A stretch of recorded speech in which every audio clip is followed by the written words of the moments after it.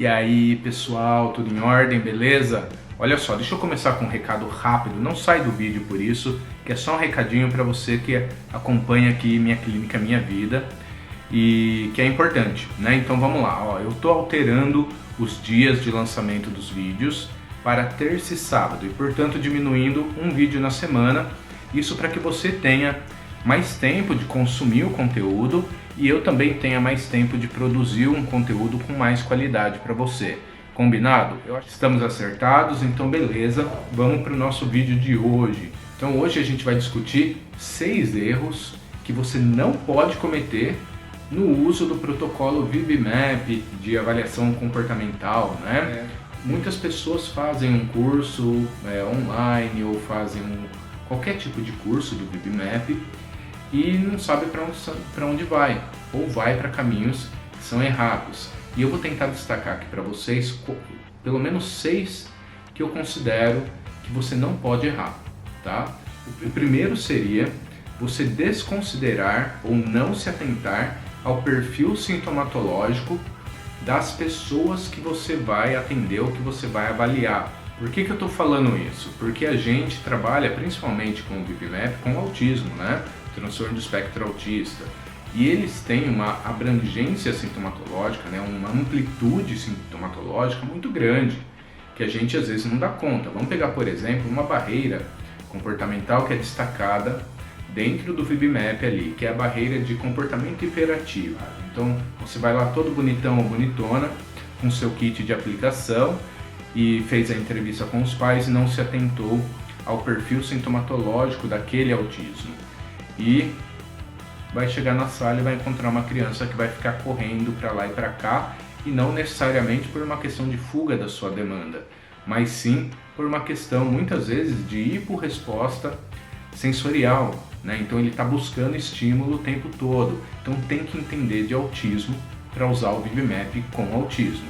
É um erro, o primeiro erro, não entender de autismo, não entender do perfil sintomatológico de autismo, que vai para além do que tem nos manuais biomédicos, quando você vai utilizar um instrumento de avaliação, beleza? O segundo ponto é uma coisa que sim, ó, eu vou em muitas clínicas e eu vejo que a turma falha demais nisso, que é em não fazer um controle de estímulos adequados. Isso vai desde a preparação do ambiente, então as coisas que estão aqui atrás, né, atrás da minha mão, elas são coisas que podem ser distratoras, estímulos concorrentes ao estímulo que eu vou apresentar na prova. E aí muitas vezes o cara está atento aqui e não responde aqui, eu preciso saber em termos qualitativos como é que, por que é que ele não sabe ou o que é que está interferindo nessa aprendizagem. E muitas vezes eu não me atento a isso. Então tem aqui as canecas, tem aqui os livros, tem qualquer coisa aqui que chame a sua atenção mais do que a mim. Eu já perdi você, né? E você perdeu a informação que eu te dei. Então, controlar o ambiente, né? Manipular o seu contexto de avaliação para que não tenha nada além daquilo que vai produzir a resposta, né? A gente vai trabalhar na grande maioria das provas de avaliação de marcos, por exemplo, especialmente nas áreas de testagem, com tentativas discretas. E isso quer dizer o quê? Que eu vou arranjar uma contingência tríplice para acontecer ali. Então, estímulo, resposta, consequência. E se eu não deixar isso claro, sem concorrentes, vai ter problema. Da mesma forma, se eu não manejar o meu ritmo de apresentação e minha entonação na minha fala de um modo apropriado para essa criança, ela não vai pegar. Então tem uma série de elementos que compõem esse controle de estímulos, e eu estou focalizando aqui a atenção, especialmente nas variáveis antecedentes, né, num controle antecedente, vamos chamar assim, que vai atrapalhar a sua avaliação e você não vai conseguir fazer, ou vai fazer de um jeito meia boca ali, tá? Então, este é o segundo, controle de estímulo. Quem não faz isso está errando. Terceira parte, vamos para a consequência então. O erro está em inferir que a consequência que eu estou apresentando para o cara que está aqui vai servir para o cara que está aqui. Então, portanto, eu tenho que fazer um controle, né, um manejo e uma avaliação sobre o reforçador de um modo individual. O VibMap tenta deixar claro isso a todo momento, mas as pessoas esquecem. Elas montam o kit delas e elas levam aquele lemazinho que tem de algumas pessoas que o chocolate é um reforço. Não, o chocolate não é um reforço. Ele pode ser um reforço. O brinquedinho XYZ, ele não é um reforço, ele pode ser um reforço. Então a gente vai fazer uma avaliação sistemática para considerar que os reforçadores, eles são daquele indivíduo e não deste. Se você tiver um fluxo de avaliação de VibMap alta, como a que eu tenho no CETEP, você vai ter que deixar separadinho o que é o reforçador de cada um. Não dá para você trabalhar ali com a ideia de que o que você separou no seu kit, achando que é reforçador, vai ser reforçador para o indivíduo. E não esquecer uma coisa importantíssima, não esquecer o reforçador de engajamento, que o VibMap ele pede para a gente usar itens reforçadores, especialmente pelas provas de mando que precisa, né? O cara ele precisa pedir uma coisa que ele quer, né? Que é reforçador para ele, senão ele não pede. E o reforço de engajamento é um reforço para que manutenção do indivíduo na tarefa e não para certo ou errado, ou reforçar uma resposta X ou Y. Não, eu estou preocupado no reforço de engajamento, sabendo ali, eu fiz uma avaliação sistemática de preferências, sabendo quais são as hierarquias de reforços, utilizando ali os do meio, que normalmente a gente usa para manutenção, ou os de baixo, para manter ele em atividade, ele produzindo, ele tem que estar produzindo, senão você vai levar 50 mil anos para terminar o seu VibMap. Então mantenha a clareza sobre reforçadores e aprenda a utilizar reforçador de engajamento. Quem não faz isso está cometendo um erro. 4. Eu falei agora de pouco da avaliação sistemática, né, de preferências, e aqui está o quarto erro das pessoas, que é não fazer avaliações sistemáticas de preferência. Por que é um erro? Acho que o item anterior já respondeu essa pergunta, mas eu vou enfatizar porque a turma esquece. Avaliação de preferências é avaliar simplesmente uma preferência do indivíduo. Eu vou coletar lá com os pais 5 itens comestíveis que a criança tende a querer. 5 itens tangíveis, né, de pegar na mão, que a criança tende a querer. E 5 movimentos, né, coisas de movimento, correr, brincar, coisa assim, que ela tende a querer.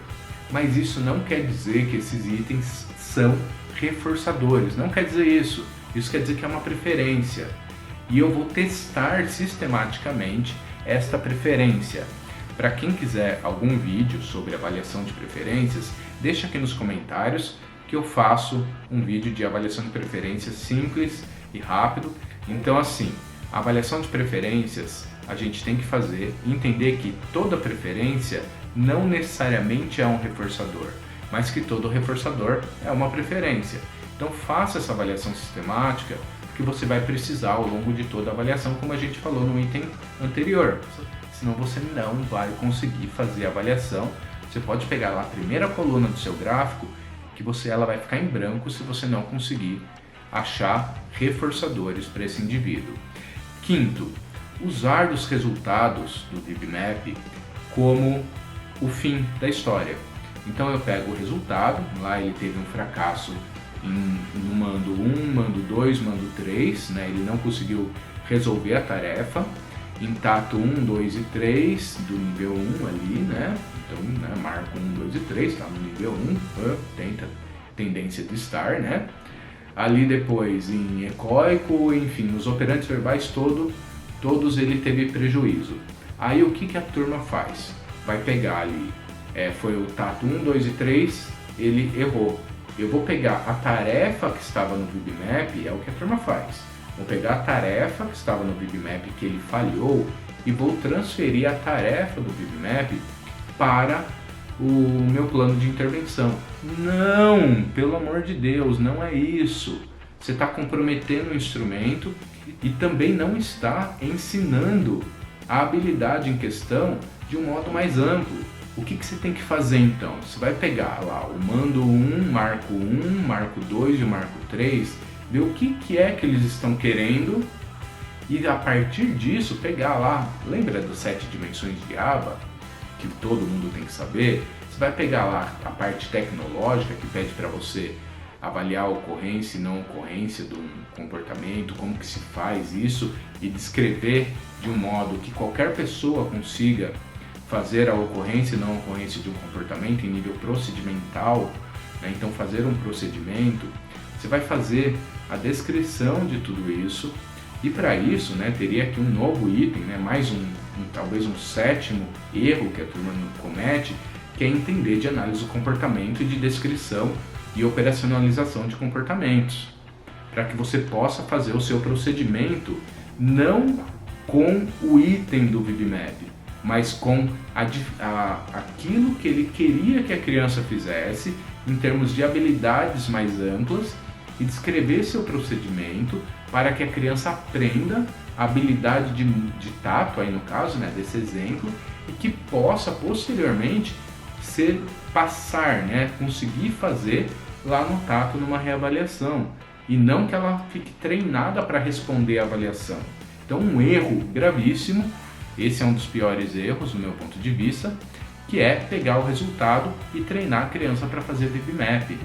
A gente não treina a criança para fazer VibMap e aí entra o 6º erro que você não pode cometer no uso do protocolo VibMap, que é achar que o VibMap é o fim e não entender que o VibMap é um meio para a construção de habilidades, ele é só um instrumento que ajuda a gente a entender como que está o repertório comportamental do indivíduo e a partir disso nós vamos construir programas que respondam aos prejuízos que o indivíduo está apresentando, que o VibMap nos ajudou a achar, mas não a responder ao VibMap. O VibMap não é o fim, ele é um meio de construção de habilidades. Então tá aí os erros que você não pode cometer no uso do VibMap e eu espero que você se atente a isso e não cometa esses erros, beleza?